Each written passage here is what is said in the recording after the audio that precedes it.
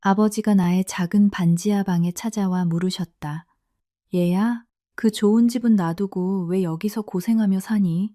그때 갑자기 남편이 밖에서 들어왔다. 그는 내 아버지에게 소리를 질렀다. 뭐라고요?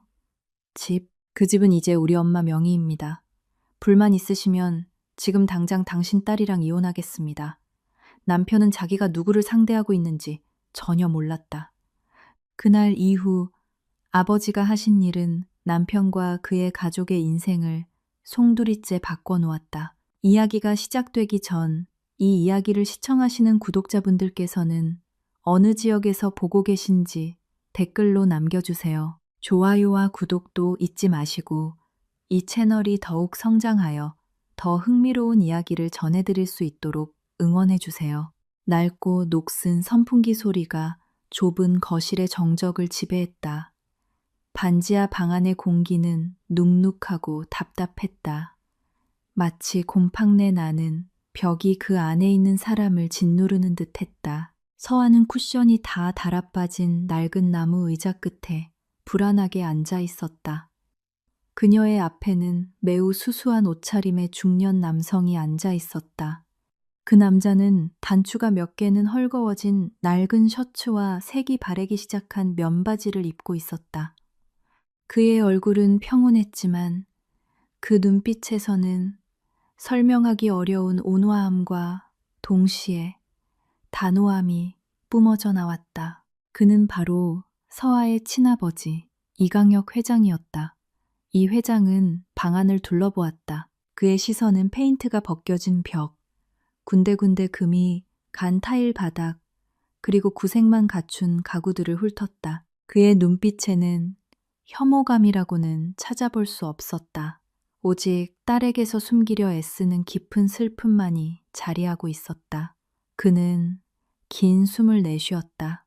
옆집의 음식 냄새와 길거리의 먼지가 열린 환풍구를 통해 스며들었다. 그는 딸을 가만히 바라보았다. 서하는 깡말라 있었다. 그녀의 아름다운 얼굴은 피로의 그늘에 덮여 있었다. 아버지를 맞이하며 애써 미소를 지어 보였지만 단정하면서도 소박하게 두른 스카프는 고개를 숙인 그녀의 얼굴을 더욱 처연하게 만들었다. 이 회장은 마침내 입을 열었다. 그의 목소리는 부드러웠지만 힘이 실려 있었다. 그는 물었다. 서하야, 왜 이렇게 고생하며 사는 걸 택한 게냐? 얘야, 그 좋은 집은 놔두고 왜 여기서 고생하며 사니? 그 질문은 공중에 맴돌았다. 서하는 침묵했다. 그녀는 자신의 손가락을 움켜쥐었다. 감히 아버지의 눈을 마주볼 용기가 나지 않았다. 아버지가 실망한 것은 그녀가 가난해서가 아니라 스스로가 이렇게 천대받도록 내버려 둔 것 때문임을 알고 있었다. 서하는 남편에게 헌신하고 싶다고, 지훈과 함께 처음부터 모든 것을 시작하고 싶다고 나지막이 대답했다. 함께 고생하며 이겨내면 달콤한 결실을 맺을 것이라 믿는다고 했다. 하지만 이 회장은 그것이 단순한 고생이 아님을 알고 있었다. 그는 딸에게 부당한 일이 벌어지고 있음을 보고 있었다. 갑자기 문 밖에서 오토바이가 거칠게 멈춰서는 소리가 들렸다. 오토바이 스탠드를 땅에 내리꽂는 소리가 요란하게 울렸다. 이어서 육중한 발걸음 소리가 다가왔다. 현관문이 노크도 없이 활짝 열렸다. 지훈이 벌겋게 상기된 얼굴에 땀을 뻘뻘 흘리며 들어왔다. 그는 막 퇴근한 참이었고 회사에서의 온갖 짜증을 집까지 끌고 온 듯 했다. 지훈은 낡은 소파에 서류 가방을 집어 던졌고 먼지가 풀썩 일었다. 그의 눈에 이 회장의 모습이 들어왔다. 지훈의 표정은 순간적으로 변했다. 존경심이 아니라 혐오와 분노가 떠올랐다. 그는 장인을 발끝부터 머리끝까지 경멸적인 시선으로 훑어보았다.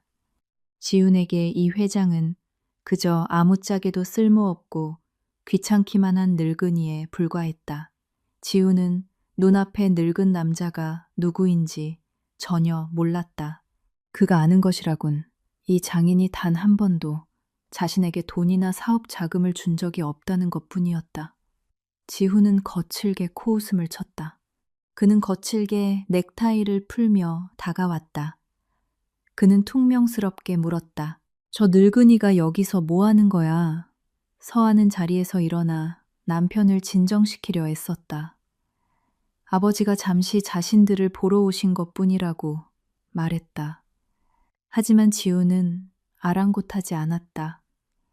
그는 피곤했고 가난하다고 여기는 손님의 존재는 그의 스트레스를 가중시킬 뿐이었다. 지훈은 경제 문제를 들먹이기 시작했다. 부엌의 쌀이 다 떨어졌고 손님을 대접할 여윳돈은 더더욱 없다고 했다. 하물며 빈손으로 온 손님은 말할 것도 없다고. 그 말들은 칼날처럼 날카롭고 고통스러웠다. 서하는 눈물이 떨어지지 않도록 억지로 참았다. 아버지 앞에서 너무나도 부끄러웠다. 이 회장은 여전히 태연하게 앉아 있었다. 그는 조금도 감정의 동요를 보이지 않았다. 그는 무표정한 그 의미를 알기 어려운 시선으로 사위를 바라보았다. 그리고는 묵직한 목소리로 아까 서하에게 했던 질문을 반복했다. 하지만 이번에는 지훈이 듣도록 의도한 것이었다. 그는 집에 대해 물었다.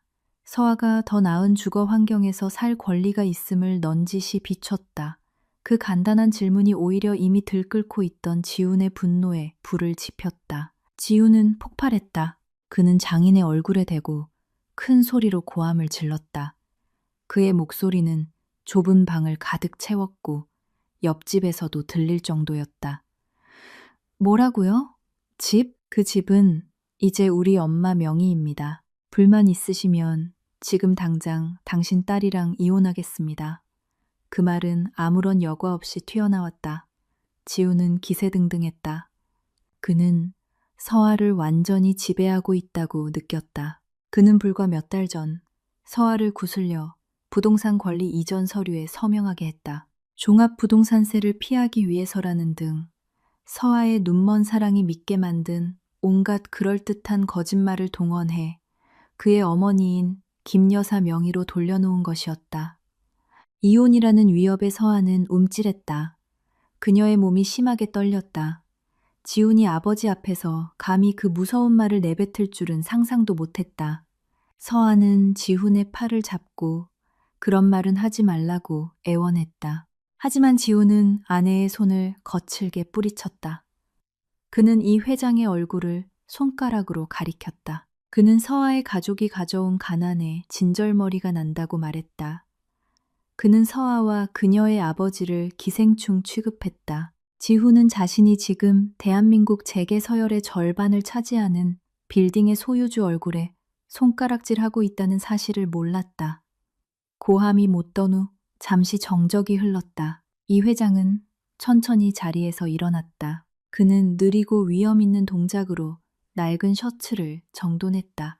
그의 얼굴에는 폭발하는 분노 대신 옅은 미소가 번졌다. 지훈이 조금이라도 영리했다면 그 미소가 얼마나 차갑고 무서운 것인지 이해했을 것이다. 이 회장은 지훈의 눈을 깊이 들여다보았다. 그는 나지막이 말했다. 좋아, 방금 한 말 똑똑히 기억해두게. 지금 이 순간부터 카운트다운은 시작됐네. 그 말은 불길한 예언처럼 들렸다. 이 회장은 서하에게로 시선을 돌렸다. 그는 스카프로 덮인 딸의 머리를 한없는 애정으로 쓰다듬었다. 그는 곧 폭풍이 닥칠 테니 강해져야 한다고, 하지만 그 뒤에는 무지개가 뜰 것이라고 속삭였다. 서하는 아버지의 손에 입을 맞추며 흐느껴 울었다. 지우는 그 광경을 비웃으며 지켜볼 뿐이었다. 그는 자신이 이겼다고 장인을 겁주어 쫓아내는 데 성공했다고 생각했다. 이 회장은 지훈 쪽은 돌아보지도 않고 반지하 방을 나섰다. 그는 질퍽한 좁은 골목길을 따라 걸어갔다. 지훈은 창문으로 장인이 버스를 타기 위해 큰 길로 걸어가는 모습을 보고 냉소적으로 웃었다. 지훈은 가난뱅이는 정말 처량하다고 중얼거렸다. 하지만 지훈은 높은 담벼락에 가려진 큰 길의 모퉁이에서 무슨 일이 일어났는지 보지 못했다. 그곳에는 번쩍이는 검은색 세단이 이미 기다리고 있었다. 엔진은 거의 소리 없이 부드럽게 켜져 있었다. 말끔한 정장 차림의 건장한 남자가 열린 차문 옆에 서 있었다. 김비서였다. 김비서는 이 회장이 다가오자 정중하게 허리를 굽혔다. 이 회장은 그 고급 세단에 올라타며 밖의 열기와 먼지를 뒤로했다. 시원하고 향기로운 차 안에서 이 회장의 표정은 완전히 변했다. 그의 눈에 서렸던 슬픔은 사라지고 방금 건드려진 비즈니스 제왕의 날카로운 섬광이 그 자리를 대신했다. 그는 차 안에 있던 재킷 주머니에서 최신형 스마트폰을 꺼냈다. 그는 자신의 법무팀에 전화를 걸었다. 모든 서류를 준비하라고 지시했다. 게임은 이제 막 시작되었다. 지우는 자신이 누구를 상대하고 있는지 전혀 몰랐다. 한편 반지하 방 안에서 지우는 여전히 투덜거리고 있었다. 그는 감정을 분출한 것에 만족감을 느꼈다. 그는 자신의 오만한 고함이 스스로에 관해 박은 첫 번째 못이라는 것을 깨닫지 못했다. 그는 이 회장이 앉았던 의자에 앉아 이 허름한 작은 왕국의 왕이라도 된 듯 의기양양했다. 서아는 울음을 숨기기 위해 화장실로 들어갔다. 그녀는 흐느끼는 소리가 들리지 않도록 수돗물을 틀었다. 마음이 산산조각났다. 지훈을 사랑했지만 아버지에 대한 모욕은 너무나도 깊은 상처였다. 그날 밤 하늘에는 먹구름이 짙게 드리워져 있었다. 마치 자연도 카르마가 정의의 망치를 내려칠 준비를 하고 있음을 아는 듯했다. 밤은 깊어갔지만 작은 반지하 방의 긴장감은 가시지 않았다. 지우는 여전히 거실에 앉아 불안하게 담배를 피워댔다. 담배 연기가 환기가 잘 안 되는 방을 가득 메워 공기는 더욱 답답해졌다. 서아는 이미 화장실에서 나왔다. 눈은 퉁퉁 부었지만 남편을 위해 따뜻한 차를 끓여주는 의무를 다하려 애썼다. 그녀는 지훈 앞 작은 테이블 위에 찻잔을 조심스럽게 내려놓았다. 조금이라도 실수하면 남편의 분노를 다시 살까 두려웠다. 지훈이 찻잔을 들여다 말고 그의 시선은 테이블 끝에 놓인 물건에 꽂혔다. 손목시계였다.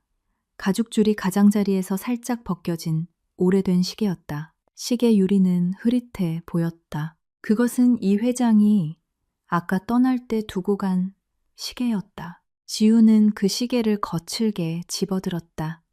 그는 경멸적인 시선으로 그 물건을 손안에서 이리저리 돌려보았다.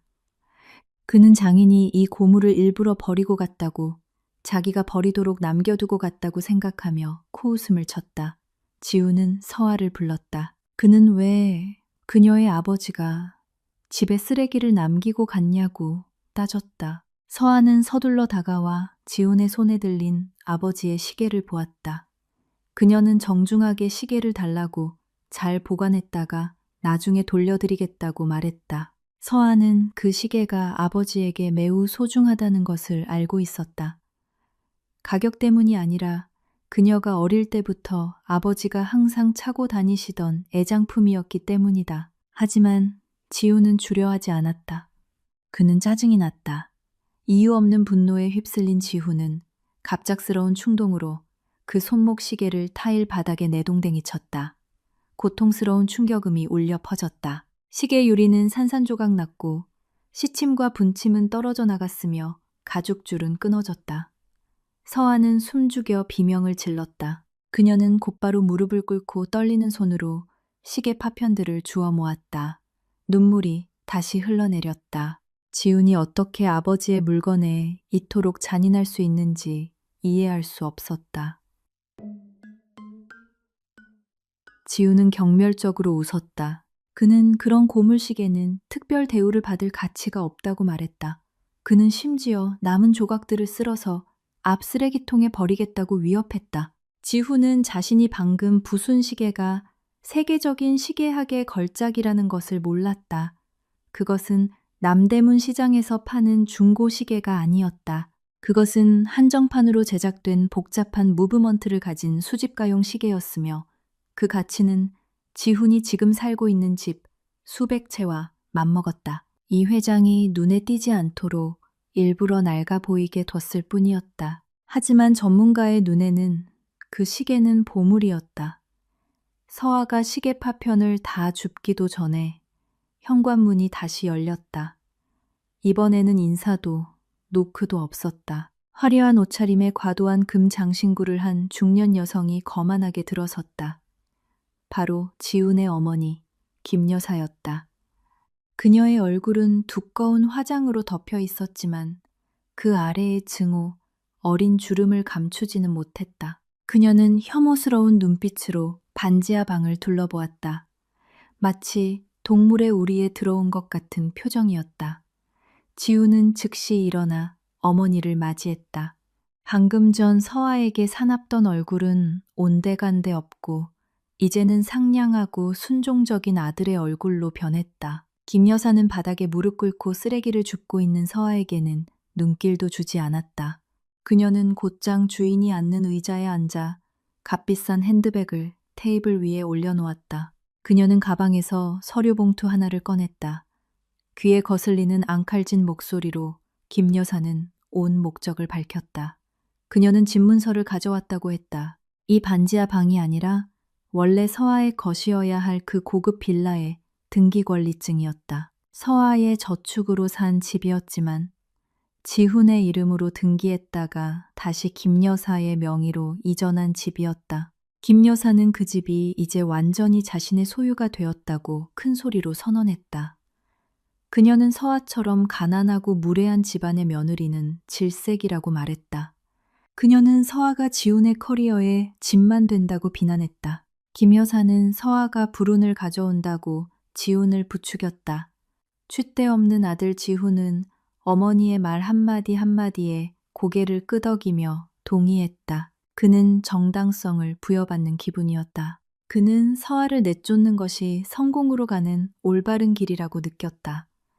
김 여사는 이어서 충격적인 명령을 내렸다. 그녀는 지훈에게 오늘 밤 당장 서아를 이 반지하 방에서 쫓아내라고 시켰다. 이유는 터무니없었다. 이 반지하 월세도 지훈의 돈으로 낸 것이니 쓸모없는 서아는 여기서 살 자격이 없다고 했다. 서아는 눈을 동그랗게 떴다. 그녀는 일어나 자신을 변호하려 했다.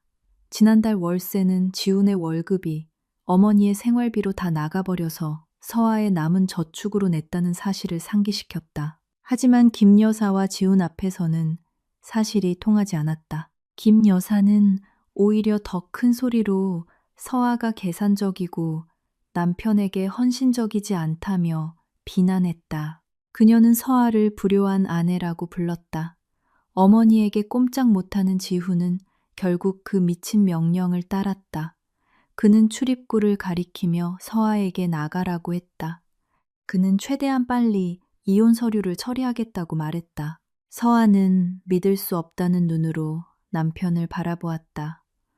5년의 결혼 생활, 모든 희생이 어머니의 부추김 하나 때문에 한밤중에 추방으로 돌아왔다. 서아는 애원하지 않았다. 그녀는 자신의 자존심이 이 탐욕스러운 인간들 발밑에 무릎 꿇는 것보다 더 가치 있다는 것을 알았다. 그녀는 방으로 들어가 작은 손가방을 들었다. 옷 몇 벌과 중요한 서류만 챙겼다. 사실상 거의 없었지만 지훈의 돈으로 산 물건은 단 하나도 가져가지 않았다. 서아는 굳은 얼굴로 방에서 나왔다. 그녀는 김 여사와 지훈을 번갈아 쳐다보았다. 그녀는 떠나겠다고, 그들의 선택으로 행복하길 바란다고 차분하지만 단호하게 말했다. 서아는 어두운 밤 속으로 걸어나갔다.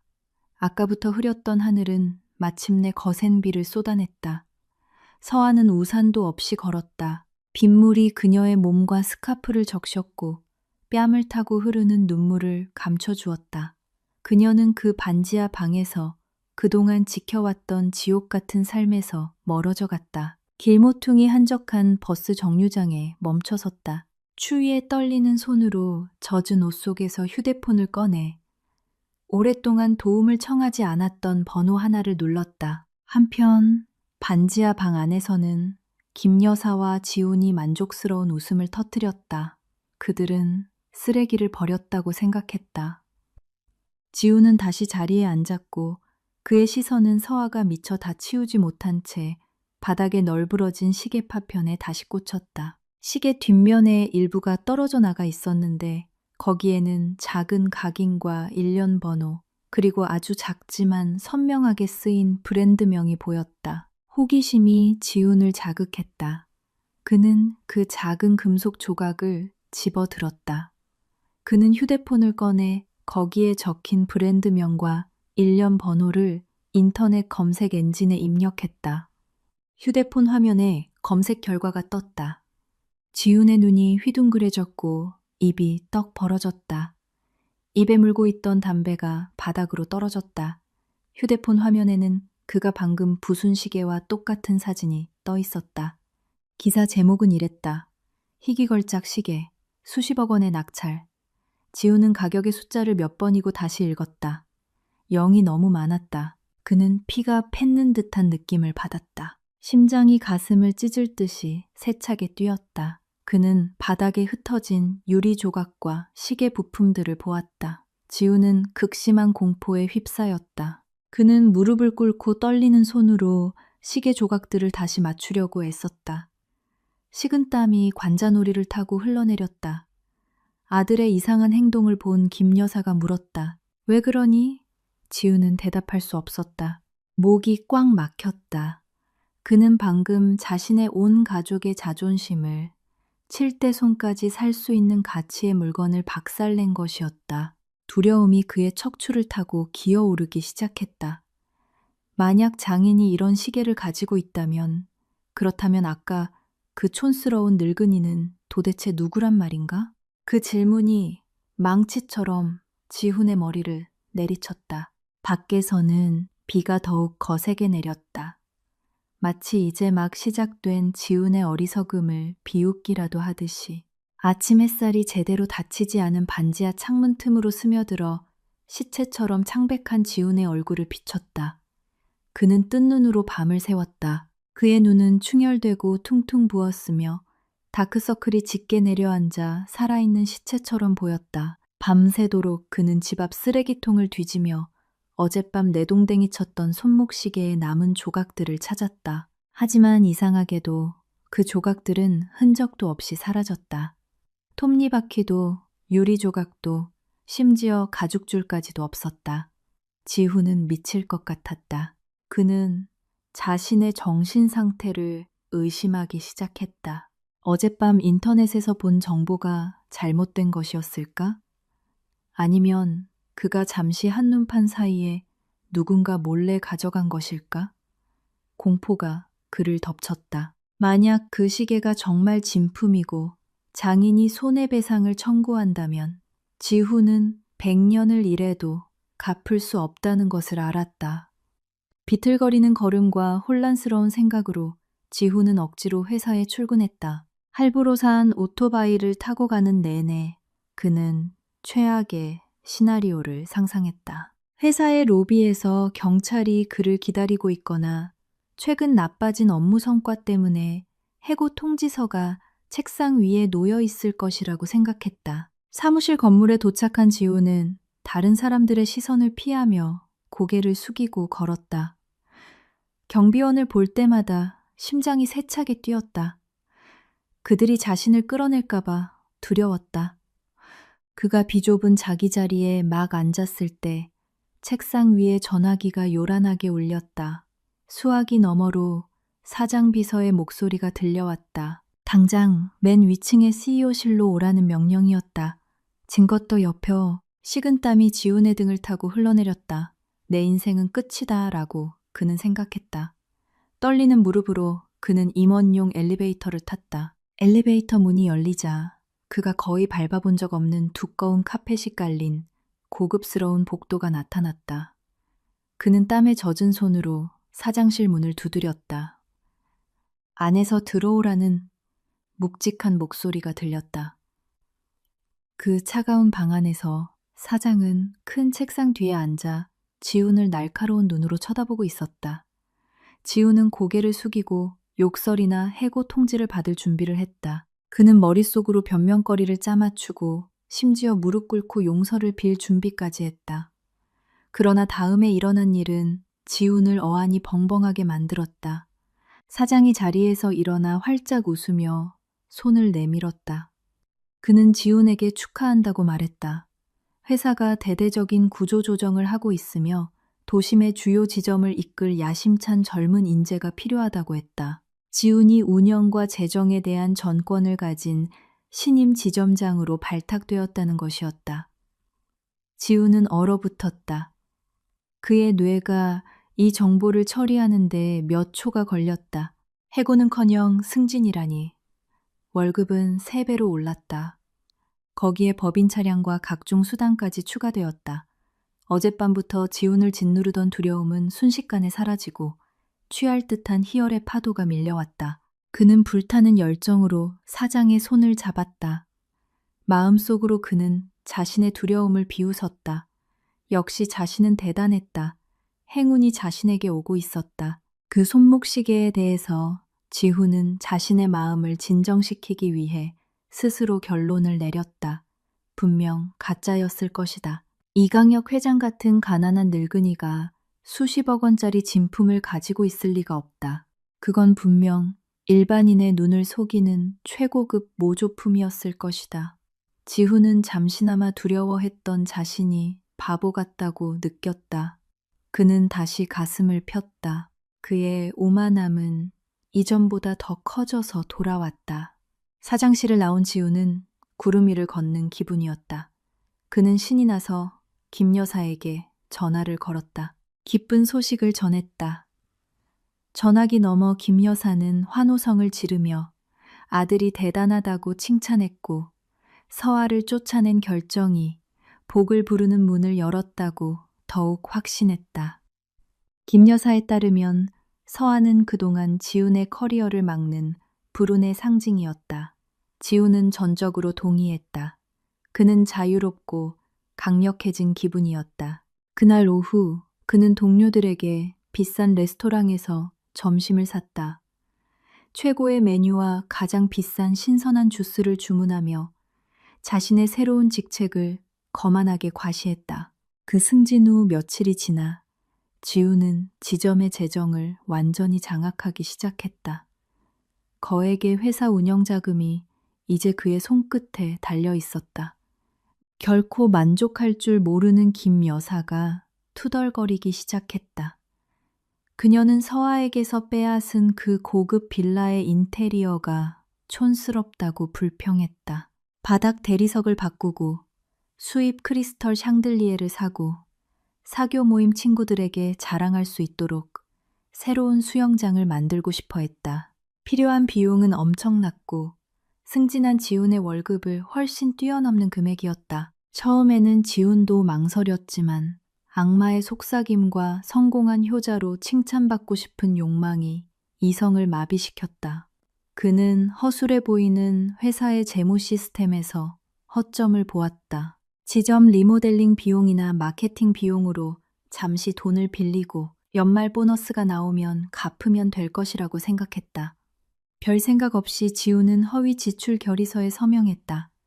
수십억 원의 돈이 순조롭게 그의 개인 계좌로 흘러들어갔고 어머니의 집을 리모델링하는 계약자에게 전달되었다. 지훈은 그 쉬운 과정이 매우 정교하게 준비된 함정이라는 것을 깨닫지 못했다. 그곳에서 멀리 떨어진 다른 방에서 이강혁 회장은 회사의 거래 데이터를 실시간으로 보여주는 대형 모니터 앞에 앉아 있었다. 그의 옆에는 김 비서와 수석 감사관이 서 있었다. 그들은 지훈의 계정으로 승인된 의심스러운 자금 흐름을 나타내는 빨간 알림이 화면에 깜빡이는 것을 보았다. 이 회장은 그것을 멈추라고 지시하지 않았다. 그는 오히려 조용히 따뜻한 차를 마셨다. 그는 김 비서에게 쥐가 배부를 때까지 미끼를 먹게 두라는 신호를 보냈다. 그가 안심하게 둬라.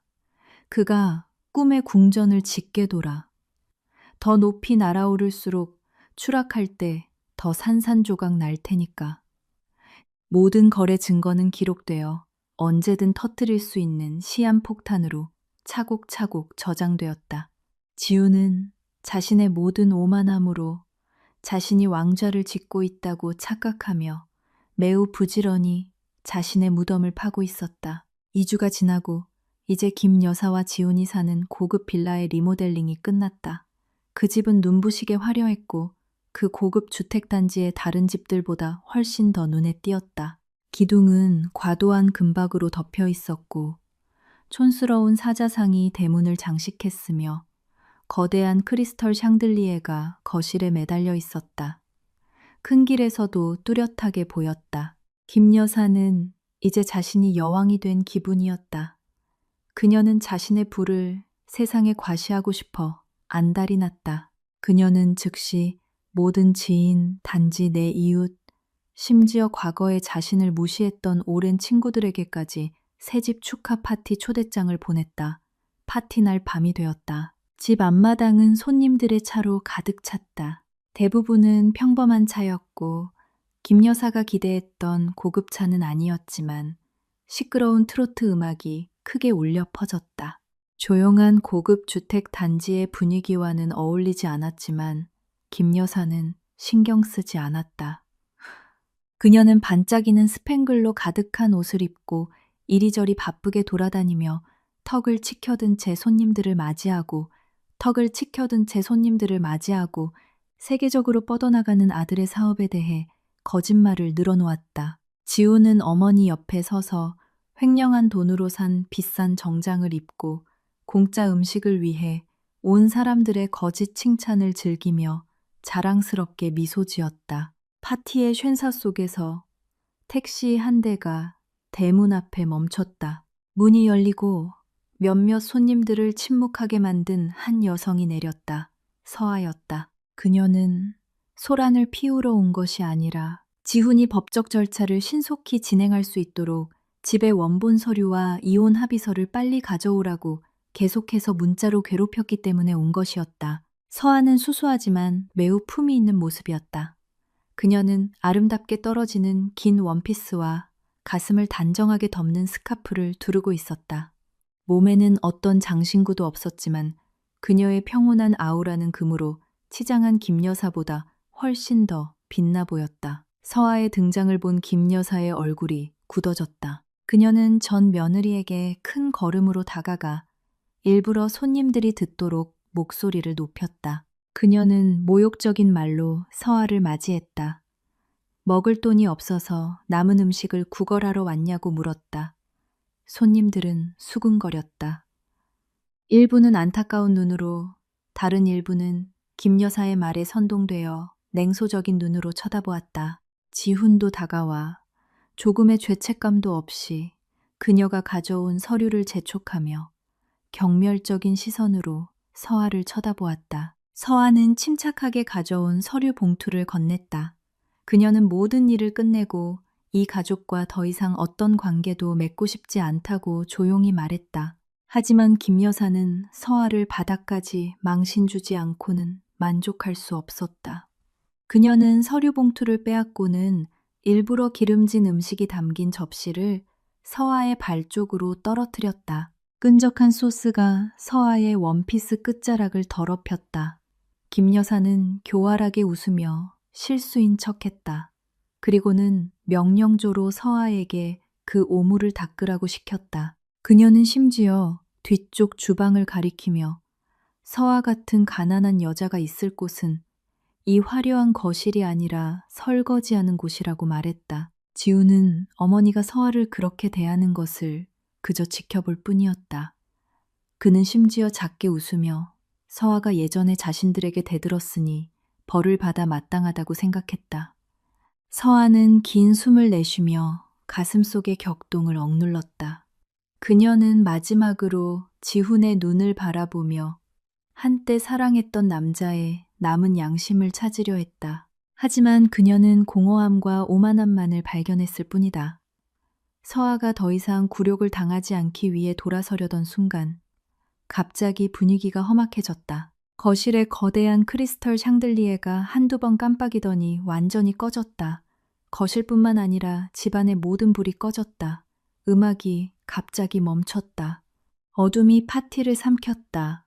손님들은 공황에 빠져 소란을 피우기 시작했다. 지우는 과부하로 인한 단순한 누전이라고 생각하며 가정부에게 차단기를 확인하라고 소리쳤다. 하지만 창밖을 보았을 때 그는 이상한 점을 깨달았다. 가로등과 이웃집의 불은 환하게 켜져 있었다. 오직 이 집만이 빛의 바다 한가운데에 있는 죽음의 섬처럼 칠흑같이 어두웠다. 그 혼란 속에서 정문 쪽에서 매우 밝은 자동차 헤드라이트 불빛이 어둠을 뚫고 들어왔다. 한 대가 아니라 세 대의 검은색 고급 세단이 줄지어 들어와 출구를 막았다. 차문이 일제히 열렸다. 경호원 복장의 건장한 남자 몇 명이 내렸고 서류 가방을 든 안경 낀 남자가 뒤따랐다. 유진그룹의 법무팀이었다. 지우는 화가 나서 앞으로 달려가 감히 자기 집에서 소란을 피우는 게 누구냐고 소리쳤다. 변호사는 조금도 위축되지 않았다. 지훈의 눈을 부시게 하는 헤드라이트 불빛의 도움을 받아 변호사는 큰 소리로 서류를 낭독했다. 그는 이 집이 서 있는 토지는 유진그룹 소유의 자산이며 건물 사용권 상태라고 밝혔다. 계약 조항에 따라 토지 소유자의 서면 허가 없는 모든 형태의 리모델링이나 구조 변경은 중대한 위반이며 이는 즉각적이고 일방적인 거주권 취소 사유가 된다고 했다. 지우는 어안이 벙벙했다. 그는 집문서가 이미 어머니 명의로 되어 있다고 반박하려 했다. 변호사는 역게 미소 지으며 김 여사가 소유한 것은 건물 자체뿐이라고 설명했다. 하지만 토지는 장기 임대된 회사 소유였다. 그리고 지훈이 허가 없이 그것도 회사 돈으로 전면 리모델링을 했기 때문에 토지 임대 계약은 오늘 밤부로 법적으로 무효가 되었다고 했다. 변호사는 최후 통첩을 날렸다. 지금 당장 이 집을 비우거나 아니면 경호팀이 짐을 밖으로 옮기는 것을 도와줄 것이라고. 김 여사는 사기꾼이라고 비명을 지르며 히스테리를 부렸다.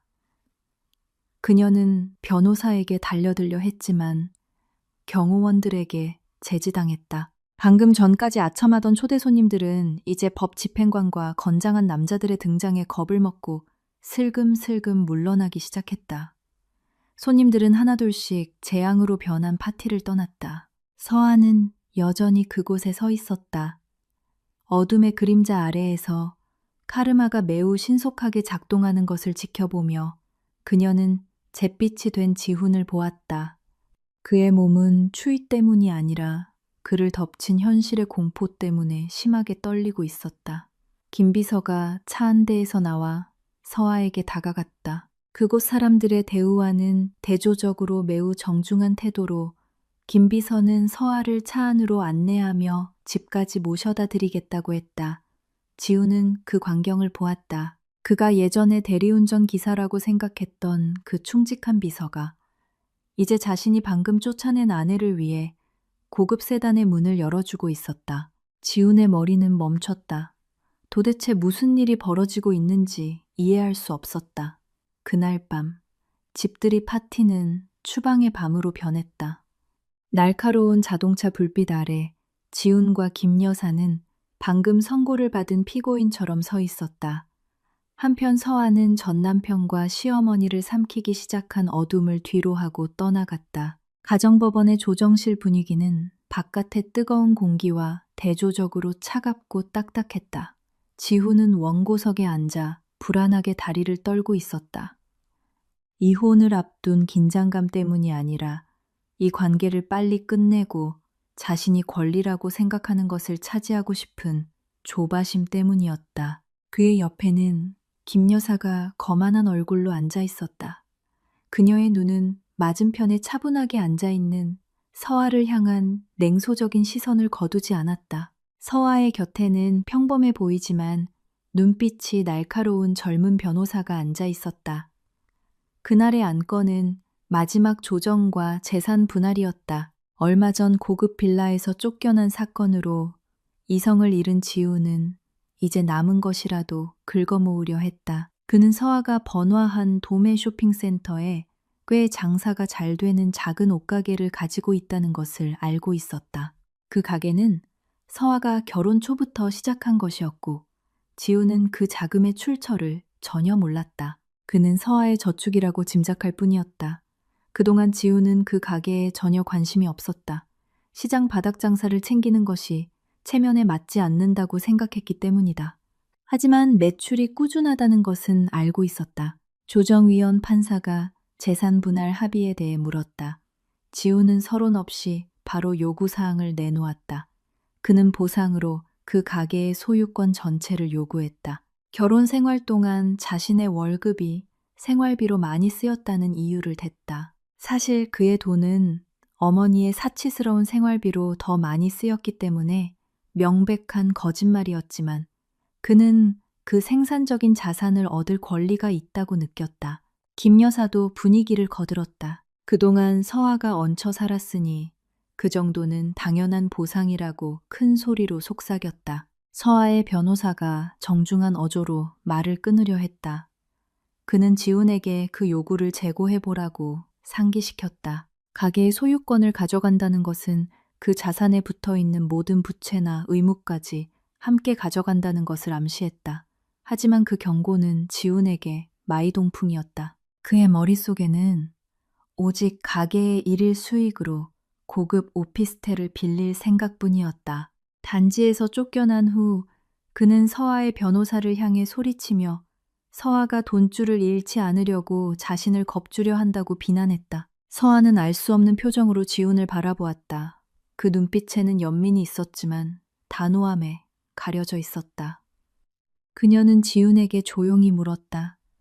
정말로 그 가게를 전부 원하며 그 사업과 관련된 모든 책임에서 서아를 면제해 줄 것인지 확신하냐고. 지훈은 매우 확신한다고 단호하고 큰 소리로 대답했다. 그는 심지어 서아에게 당장 권리 이전 서류에 서명하라고 도전했다. 서아는 긴 한숨을 내쉬고는 변호사에게 고개를 끄덕였다. 서류가 준비되고 펜이 움직였다. 몇 분 만에 그 가게는 공식적으로 지훈의 완전한 소유가 되었다. 조정은 곧 확정될 이혼 결정으로 마무리되었다. 지훈과 김 여사는 환한 미소를 지으며 조정실을 나왔다. 그들은 완벽하게 이겼다고 생각했다. 지훈은 자신이 성공한 가게 주인이 될 것이라고 상상했다. 편안히 앉아 돈을 세는 모습을 그렸다. 그들은 즉시 동대문 시장에 있는 가게로 가서 상황을 살피고 직원들에게 새로운 사장이 왔음을 알리기로 했다. 그 상가에 도착했을 때 지훈은 가게가 닫혀 있는 것을 보았다. 셔터가 굳게 내려져 있었다. 그는 당황했다. 이 시간이면 가게 문이 열리고 손님들로 붐벼야 했다. 그가 억지로 자물쇠를 열려던 순간 관용 번호판을 단 관용차 한 대와 벤 두 대가 상가 앞에 급정거했다. 세무 공무원 복장을 한 몇몇 사람들과 두꺼운 서류철을 든 험상꼬는 남자들이 차에서 내렸다. 그들은 아직 자물쇠를 붙들고 있는 지훈에게 다가갔다. 세무 공무원 중 한 명이 그가 방금 법원에서 확정된 등본에 따라 이 가게의 새로운 소유주인 박지훈 씨가 맞는지 물었다. 지훈은 자랑스럽게 가슴을 펴고 맞다고 대답했다. 그 공무원은 옅게 미소 짓더니 공식 봉인이 된 두꺼운 봉투를 건넸다. 동시에 벤에서 내린 남자들도 산더미 같은 만기된 청구서를 내밀었다. 지우는 떨리는 손으로 봉투를 열었다. 그는 적힌 숫자를 보고 눈을 부릅떴다. 강제 징수 통지서. 그 가게는 5년 연속으로 부가가치세와 법인세를 체납한 상태였다. 거기에 살인적인 이자가 붙은 연체 가상금까지 더해졌다. 총액은 수십억 원이었다.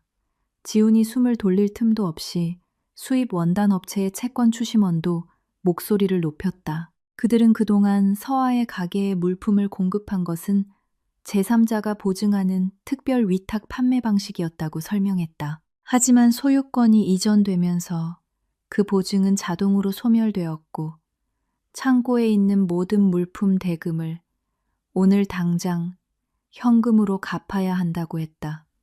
그렇지 않으면 가게 소유주의 개인 자산을 압류할 것이라고. 지우는 다리가 젤리처럼 풀리는 것을 느꼈다. 그는 이제야 그 가게가 큰 이익을 내서가 아니라 서아가 부담 없이 사업을 배울 수 있도록 이강혁 회장이 뒤에서 모든 운영비를 보조하고 보증해 주었기 때문에 순조롭게 운영될 수 있었다는 것을 깨달았다. 이제 그 보호막은 거쳤다. 지훈은 뜨거운 태양 아래 서서 자신의 신장을 팔아도 훨씬 모자랄 금액이 적힌 청구서를 들고 있었다. 방금 전까지 거만하던 김 여사는 이제 아들의 등 뒤에 숨어 창백해져 있었다. 공무원들은 사정을 봐주지 않았다. 그들은 상가문에 압류 및 담보 설정이라고 쓰인 커다란 스티커를 붙이기 시작했다. 지우는 절망적으로 비명을 질렀다. 그가 강제로 빼앗은 재산은 황금이 아니라 방금 그의 손에서 터져버린 시한 폭탄이었다. 그는 공식적으로 억만장자가 되었다. 다만 빚으로. 그 가게에서의 사건 이후 지훈의 하루하루는 악몽처럼 흘러갔다. 그의 휴대폰은 쉴 새 없이 울렸다. 세무서와 거래처의 독촉에 시달렸다. 그는 꿈에 그리던 생활 수준과는 거리가 먼 곰팡내 나는 싸구려 고시원에 숨어 지내야 했다. 지훈의 유일한 희망은 이제 그의 직장이었다. 그는 아직 지점장이었다. 그는 오늘 방문할 회사의 새로운 주인의 마음을 사로잡을 수 있다면 거액의 보너스나 사내 대출을 받아 뻥 뚫린 빚 구멍을 막을 수 있을 것이라고 생각했다. 그날 아침 지점은 매우 분주했다. 모든 직원은 깔끔하게 단장하라는 지시를 받았다. 지우는 세탁할 겨를도 없이 구겨지기 시작한 최고의 정장을 입었다. 그는 사무실 화장실 거울 앞에 서서 긴장감 때문에 계속해서 나는 식은땀 냄새를 감추기 위해 싸구려 향수를 뿌렸다. 그는 미소와 아첨하는 말을 연습했다. 그는 자신의 매력과 보기 좋게 약간 조작한 재무 보고서로 자신의 경력을 구할 수 있다고 확신했다. 십시정각 고급 승용차 행렬이 사옥 주차장으로 들어섰다. 지훈과 부장급 간부들은 로비에 도열하여 빅보스의 도착을 맞이했다. 주력 차량의 문이 열렸다. 매우 우아한 회색 정장을 입은 노인이 내렸다. 건장한 경호원 몇 명과 법무팀이 그를 수행했다. 지훈의 심장이 떠섰다. 그 남자는 바로 이강혁 회장이었다. 하지만 이번의 모습은 그가 반지하방에서 쫓아냈던 촌스러운 아버지의 모습과는 완전히 달랐다. 이번에 이 회장은 절대적인 권력의 아우라를 뿜어냈다. 그의 발걸음 하나하나가 로비 바닥을 울리는 듯했다. 이 회장 뒤에서 정중한 비즈니스 블레이저와 매우 단정한 현대적인 스카프를 두른 젊은 여성이 내렸다. 그녀는 가죽 서류 가방과 태블릿을 들고 있었다. 지훈은 눈을 가늘게 떴다가 경악했다. 서아였다. 그의 전 부인은 자신감 넘치는 걸음으로 걸었다. 그녀의 턱은 들려 있었고 눈빛은 날카롭고 전문적이었다. 더 이상 순종적이고 조용한 서아는 없었다. 이곳에서 그녀는 임원이었다. 다른 직원들은 그녀가 누구인지도 모른 채 그녀의 아름다움과 위엄에 감탄하며 수군거렸다. 일행은 입을 떡 벌리고 굳어버린 지우는 쳐다보지도 않고 환영 대열을 지나쳤다. 그들은 곧장 위층의 주 회의실로 향했다. 넋이 나간 지우는 비서에게 이끌려 회의실로 들어갔다. 그가 발표를 해야 했기 때문이다. 그 차가운 회의실에서 이 회장은 상석, 보통 이전 CEO가 앉던 자리에 앉았다. 서아는 그의 오른쪽에 앉아 태블릿을 열고 진지하게 데이터를 확인했다. 회의가 시작되었다. 이전 CEO가 떨리는 목소리로 입을 열어 유진그룹이 이 회사의 과반수 지분을 공식적으로 인수했으며 오늘부터 이강혁 회장이 유일한 소유주이자 이사회 의장이라고 소개했다. 지훈의 무릎에 힘이 풀렸다. 그는 의자에 주저앉았다. 세상이 빙빙 도는 것 같았다. 그가 모욕하고 가난뱅이의 기생충이라고 불렀던 장인이 바로 자신이 일하는 회사를 사들인 재벌 총수였다니. 지훈의 발표 차례가 되었다. 그는 떨면서 일어섰다. 땀이 셔츠를 흠뻑 적셨다. 그는 한마디도 할 수 없었다. 그는 그저 용서를 구하는 눈빛으로 이 회장을 바라볼 뿐이었다. 이 회장은 손을 들어 지훈이 말을 시작하기도 전에 그를 멈췄다. 조용하지만 회의실 전체에 울려 퍼지는 목소리로 이 회장은 자신은 이미 더 정확한 보고서를 가지고 있기 때문에 실적 발표는 필요 없다고 말했다. 서아가 태블릿의 버튼을 누르자 지훈 뒤에 프로젝터 화면이 바뀌었다. 나타난 것은 매출 그래프가 아니라 은행 거래 내역, 지점 운영 자금에서 지훈의 개인 계좌로, 그리고 다시 건설업자와 가구점 계좌로 흘러들어간 자금의 흐름을 보여주는 계좌 이체 내역이었다. 모든 것이 날짜와 금액까지 명확하게 드러났다. 총액은 수십억 원에 달했다. 회의실은 순간 정적에 휩싸였다. 모든 눈이 혐오와 충격의 시선으로 지훈에게 쏠렸다. 이 회장은 감정 없이 마치 사형 선고를 내리는 판사처럼 담담하게 말했다. 그는 이것이 단순한 윤리 위반이 아니라 기업 횡령 및 부패라는 범죄 행위라고 선언했다. 지훈은 부인하려 애썼다. 오더 잠시 빌린 돈이라고 더듬거렸다. 하지만 서아가 그의 말을 차갑게 끊었다. 그녀는 위반된 법조항을 낭독하며 오늘 아침 법의학적 감사가 이미 완료되었다고 밝혔다. 이 회장은 보안 책임자에게 눈짓했다. 회의실 문이 거칠게 열렸다. 완전 무장한 경찰 2명이 체포 영장을 들고 들어왔다. 지훈은 공황에 빠졌다. 그는 울부짖으며 이 회장에게 다가가려 했다. 그를 아버님이라 부르며 지난날을 생각해 자비를 베풀어 달라고 애원했다. 하지만 이 회장의 비서인 김 비서가 재빨리 지훈의 길을 막고 그가 주인에게 닿지 못하도록 제지했다. 이 회장은 뼈를 애는 듯한 차가운 시선으로 지훈을 바라보았다. 그는 나지막이 말했다. 내게 도둑질하는 아들은 없고 불효막심한 사위도 없다. 경찰은 즉시 지훈의 2 손을 등 뒤로 돌려 수갑을 채웠다. 조용한 회의실에서 수갑의 금속성, 찰칵 소리가 매우 크게 울렸다. 지훈은 회의실에서 끌려나갔다. 그를 경멸적인 시선으로 쳐다보는 동료들 사이를 지나갔다. 지훈의 도움을 청하는 비명은 사무실 복도에 울려 퍼지며 그의 경력을 영원히 끝내는 수치스러운 구경거리가 되었다. 회의실 안에서 서아는 다시 고개를 숙여 태블릿을 바라보며 마치 방금 방에서 쓰레기가 치워진 것처럼 회의를 계속했다. 지훈의 체포 소식은 번개처럼 퍼져나갔다.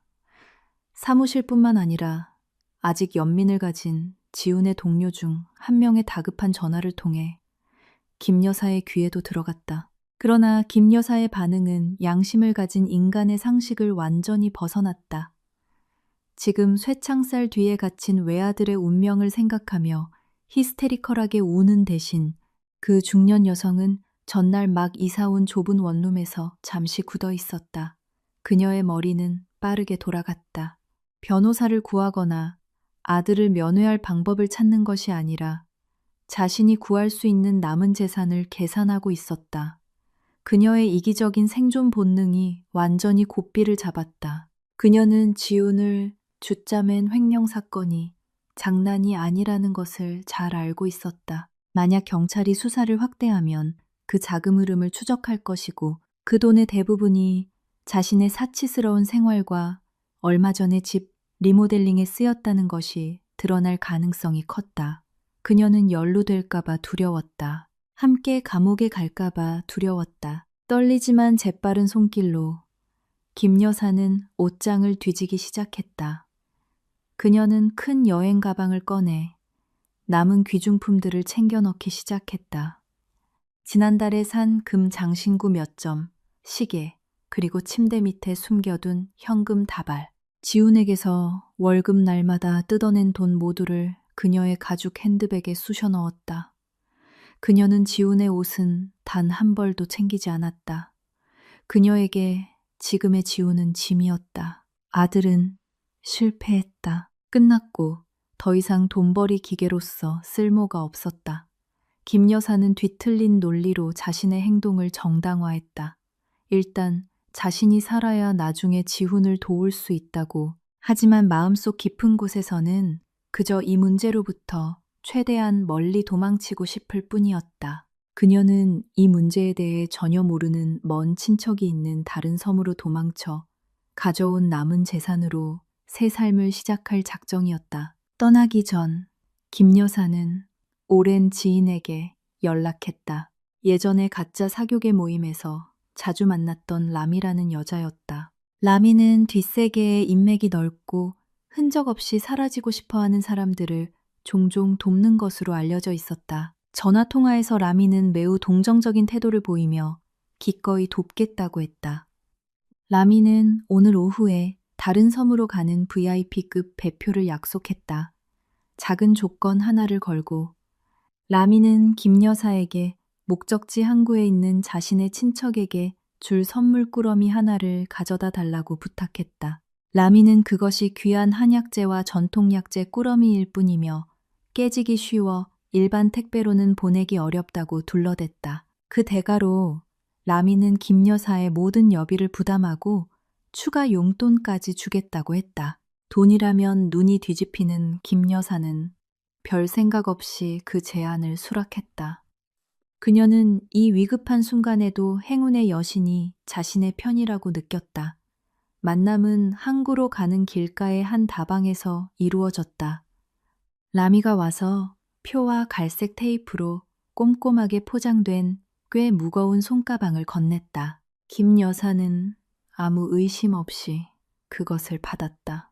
그녀의 마음은 경찰과 아마도 지훈을 쫓고 있을 채권자들의 추격을 피해 VIP급 배에 편안히 앉아있는 자신의 모습을 상상하느라 너무 바빴다. 짧은 거래 후 김 여사는 그날 오후 매우 붐비고 혼잡한 여객 터미널로 서둘러 향했다. 항구의 분위기는 숨막힐 정도였다. 뜨거운 공기는 비릿한 바다 냄새, 버스의 배기가스, 그리고 서로 밀치고 부대끼는 수천 명의 땀 냄새와 뒤섞여 있었다. 김 여사는 거만하게 걸으며 큰 여행 가방으로 길을 막는 사람들을 밀치고 지나갔다. 그녀는 짐꾼들과 물건을 파는 노점상들을 혐오스러운 눈으로 쳐다보았다. 마음속으로 계속 욕을 하며 자신이 이런 하층민들 사이에 있을 사람이 아니라고 생각했다. 그녀는 자신이 변장한 사모님이라고 느꼈다. 그녀는 보석이 든 핸드백을 꼭 껴안았다. 그녀의 눈은 다가오는 모든 사람을 의심 가득한 경계심으로 바라보았다. 그러나 그 경계심이 오히려 부메랑이 되었다. 남루한 군중 속에서 그녀의 눈에 띄는 태도와 사치품들이 포식자들의 주의를 끌었다. 김 여사가 출발 터미널 입구에서 줄을 서고 있을 때 그녀 앞에서 작은 소동이 일어났다. 누군가 상자 더미를 떨어뜨려 길을 막았다. 김 여사는 짜증스럽게 코웃음을 쳤다. 그녀의 주의는 잠시 그 물건을 떨어뜨린 사람을 욕하는 데 쏠렸다. 바로 그 아주 짧은 순간 그녀는 어깨에 강한 충격을 느꼈다. 그녀의 남은 재산이 모두 들어있는 가죽 핸드백이 누군가에게 강제로 낚아채였다. 김 여사는 깜짝 놀랐다. 그녀는 고개를 돌려 마른 젊은이 한 명이 자신의 가방을 들고 군중을 뚫고 쏜살같이 달려가는 것을 보았다. 김 여사의 비명이 항구의 소음을 갈랐다. 그녀는 히스테리컬하게 소리쳤다. 소매치기야. 도둑이야. 내 가방 좀 잡아줘요. 내 재산. 그녀는 뒤쫓으려 했지만 큰 여행 가방과 라미에게서 받은 무거운 가방이 그녀의 움직임을 방해했다. 그녀는 더러운 아스팔트 바닥에 넘어졌고 무릎이 까졌지만 아픔은 신경 쓰지 않았다. 그녀는 계속해서 미친 듯이 소리치며 사람들에게 그 소매치기를 잡아달라고 애원했다. 몇몇 항만 보안 요원과 순찰 중이던 경찰이 즉시 다가왔다. 군중 속으로 사라진 소매치기를 쫓기 위해서가 아니라 김 여사의 히스테리컬한 비명 때문에 혼란스러워지기 시작한 상황을 진정시키기 위해서였다. 김 여사는 경찰 앞에서 통곡했다. 그녀는 그 가방 안에 금, 다이아몬드, 그리고 수천만 원의 현금이 들어있었다고 말했다. 그녀는 경찰에게 당장 범인을 잡으라고 요구했다.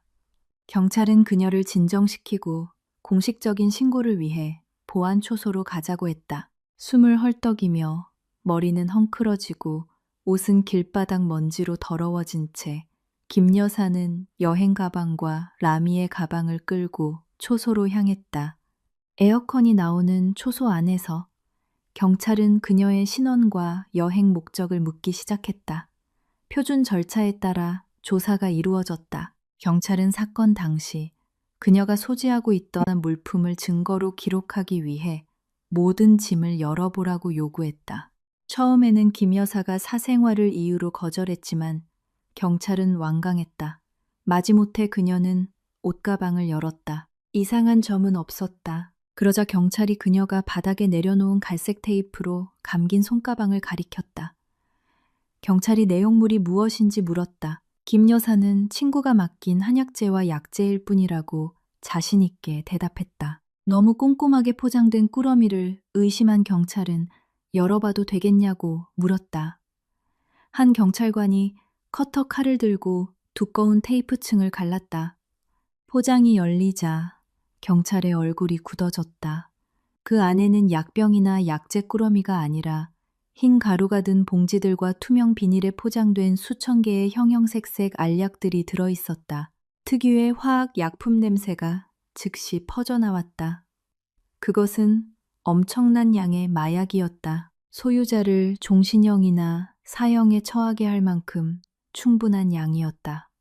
김 여사의 눈이 튀어나올 듯이 커졌다.